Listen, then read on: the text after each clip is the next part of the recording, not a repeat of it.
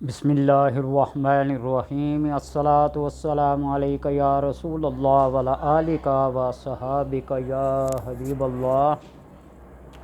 اللہم صلی علی محمد و آل محمد، اللہم صلی علی محمد و آل محمد، اللہم صلی علی محمد و آل محمد۔ آج میں آپ کو ایسی چند دعاؤں کے بارے میں بتاؤں گا کہ دعائیں عبادات کا مغز ہوتی ہیں، دعاؤں کے بغیر انسان کا گزارا نہیں ہے۔ اور جو بندہ اللہ تبارک و تعالیٰ سے نماز کے بعد یا مشکل یا کسی تکلیف یا کسی خوشی یا کسی غمی کے موقع پر دعا نہیں کرتا، وہ متکبر کہلاتا ہے۔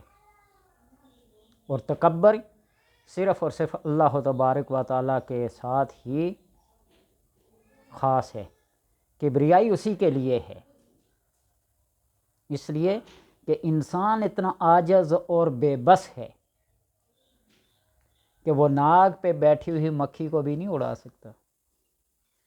اسے بار بار جب مکھی تنگ کرتی ہے نا تو یوں ہاتھوں کو ہلا ہلا کر اس مکھی کو دفع کرنے کی کوشش کرتا ہے، لیکن وہ بار بار یہ اس کے عجز کا بیان ہے۔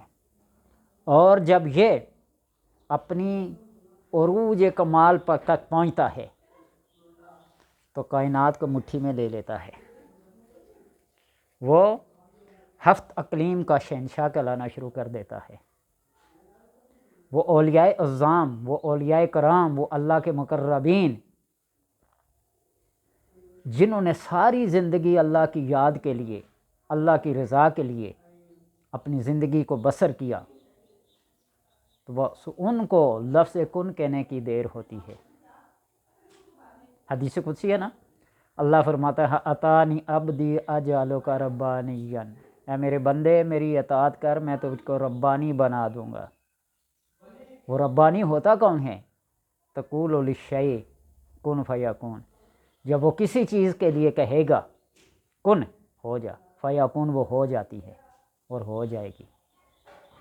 یہ کمال ہوتا ہے بندے کے اندر، اور اس کمال کے اندر سب سے پہلا درجہ انبیاء کا ہے، اور سب سے آخری درجہ اس گنہگار جیسا ہے جس کا کوئی عمل بھی کسی ڈنگ کے، کسی ستائش کے، کسی تعریف کے قابل نہیں۔ تو اس لیے اپنی زندگی کو اللہ کی اطاعت کے ساتھ اس کی رضا اور اس کی خوشنودی کے لیے وقف کر دو، اور اللہ تبارک و تعالیٰ کائنات کی ہر چیز کو تمہاری مٹھی میں دے دے گا۔ یہ اس کا وعدہ ہے، کوئی اس کو تسلیم کرے یا نہ کرے۔ ٹھیک ہے، دعائیں مختلف ہیں۔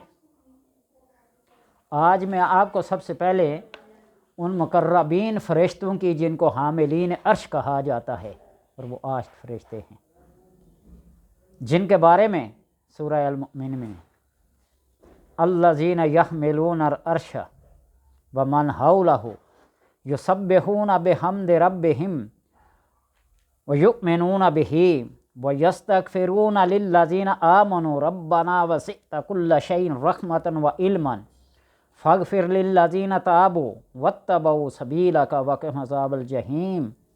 یہ سورہ المؤمن ہے، اس کی آیت نمبر 7 میں وہ فرشتے جو عرش کو اٹھائے ہوئے ہیں، حاملین عرش،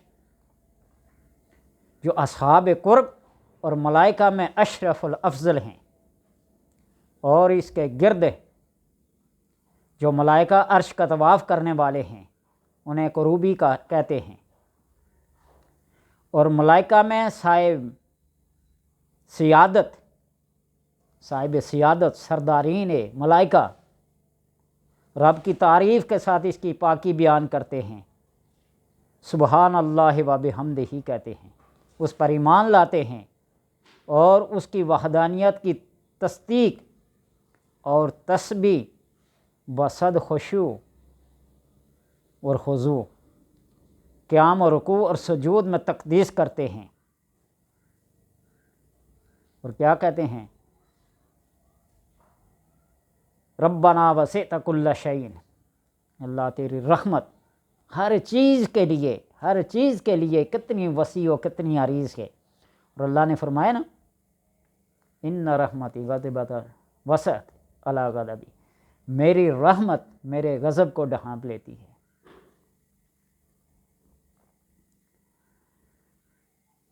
شہر بن حوشب رضی اللہ تعالیٰ عنہ بیان فرماتے ہیں کہ حاملین عرش 8 فرشتے ہیں، ان میں سے 4 کی تسبیح یہ ہے،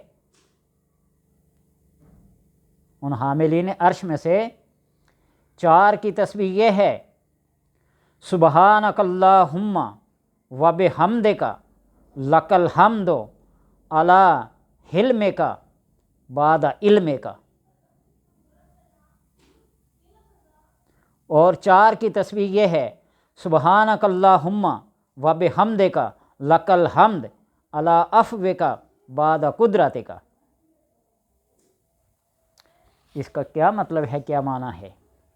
تمام تعریفیں، تمام حمد و ثنا اے اللہ تیرے لیے ہیں، لک الحمد تیرے ہی لیے حمد ہیں، علی حلمک تیری بردباری، تیرا برداشت، بعد علمک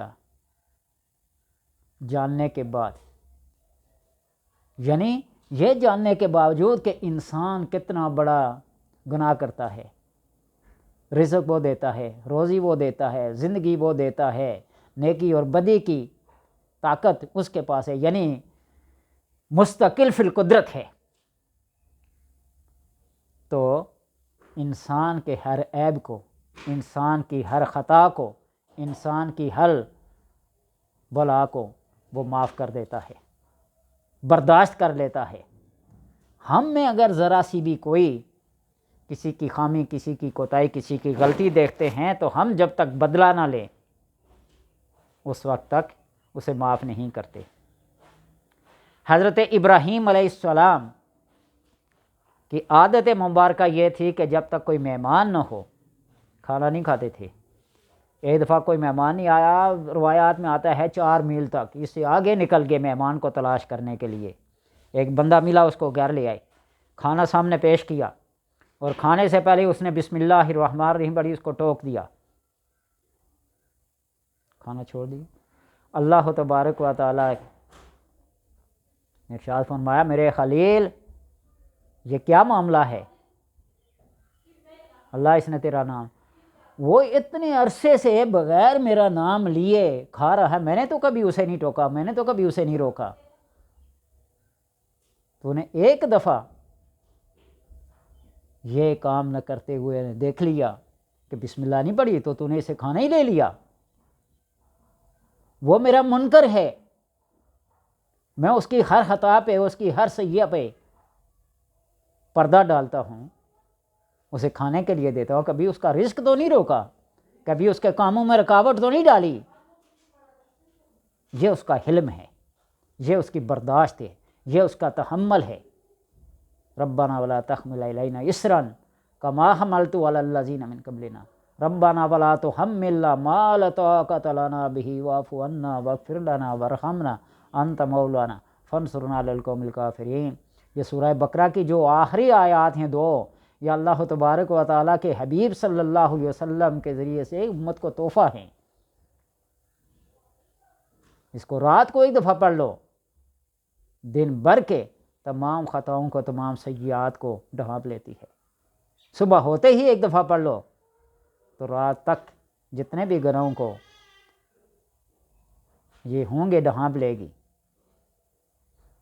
اور وہ ملائکہ جن 4 کی یہ تسبیح ہے، سبحانک اللہم و بحمدک لک الحمد علی عفوک بعد قدرتک، علی عفوک معاف کرنا، بعد قدرتک تیری قدرت، تیری طاقت، تیری ہر چیز ہونے کے باوجود انسان کو کیا کرتا ہے؟ معاف کر دیتا ہے۔ تو کہتے ہیں کہ اسی طرح اللہ تبارک و تعالیٰ نے تمام ملائکہ، انبیاء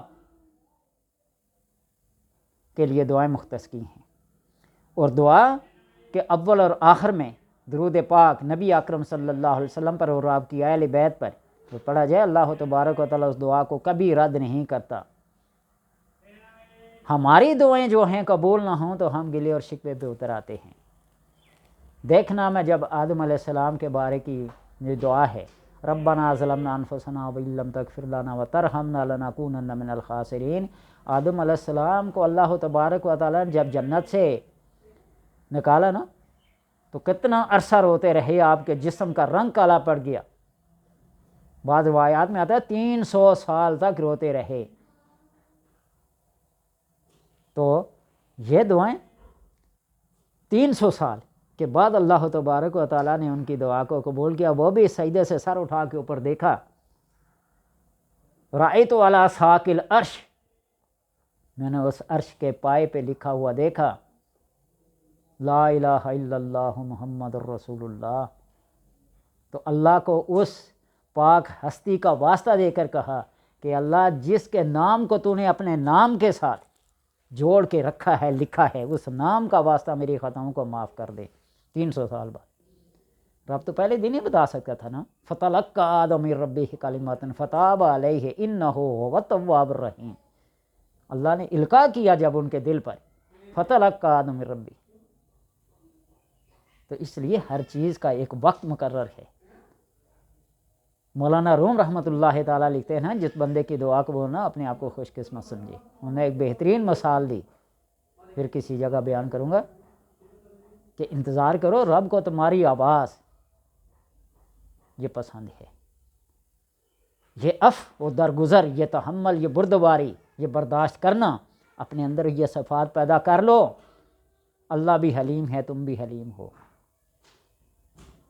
اللہ بھی غفور ہے، تم بھی غفور ہو، اپنے آپ کو اس مقام پہ تو لے جاؤ نا۔ تو اس لیے اللہ الذین یحملون عرش من حولہ، اللہ کے وہ فرشتے جنہوں نے عرش کو تھامے ہوئے، عرش کو اٹھائے ہوئے ہیں، وہ بھی دعا کرتے ہیں، یستغفرون للذین آمنوا، اللہ سے استغفار کرتے ہیں، توبہ کرتے ہیں، حالانکہ فرشتے کھانے پینے، شادی بیاہ، نکاح، ہر چیز سے بری ذمہ ہیں، پھر بھی وہ اللہ تبارک و تعالیٰ کی حمد و ثنا کرتے ہیں، استغفار کرتے ہیں۔ افضل ذکر لا الہ الا اللہ و افضل الدعاء استغفار، سب سے بہترین ذکر لا الہ الا اللہ اور سب سے بہترین دعا استغفار ہے۔ حضرت ابو بکر صدیق رضی اللہ تعالیٰ عنہ کی دعا کو ذکر کروں گا، کتنی بہترین دعا ہے۔ حضرت یونس علیہ السلام کی دعا، حضرت ایوب علیہ السلام کی دعا، حضرت زکریا علیہ السلام کی دعا، دعا کے بغیر کوئی خالی رہا ہے؟ دعا کرو، دعا نہ کرنا تکبر ہے، اور تکبر اللہ تبارک و تعالیٰ کو پسند نہیں ہے۔ اللہ تبارک و تعالیٰ سے یہ دعا ہے کہ ہماری عبادات کو قبول کر کے ہمیں وہ درجات عطا کرے جو اس کا وعدہ ہے۔